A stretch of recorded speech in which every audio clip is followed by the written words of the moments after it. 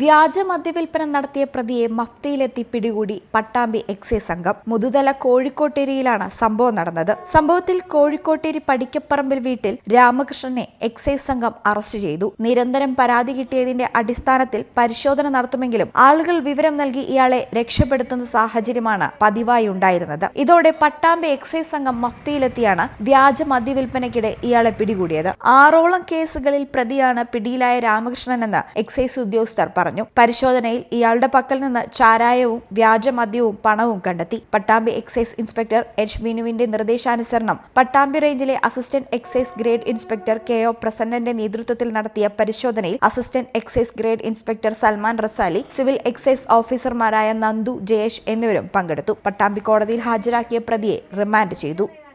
ഈ channel Pattambi. BSc optometry ഒരു professional കോഴ്സാണ്. ഇതൊരു പ്രാക്ടിക്കൽ ഓറിയന്റഡ് കോഴ്സും കൂടിയാണ്.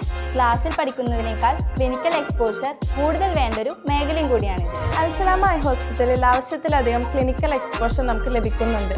അതുകൊണ്ട് തന്നെ വേഗത്തിൽ പഠിക്കാൻ പറ്റുന്നു, എല്ലാം മനസ്സിലാക്കാനും പറ്റുന്നു. We are very happy to be the part of Al Salama Optometry College.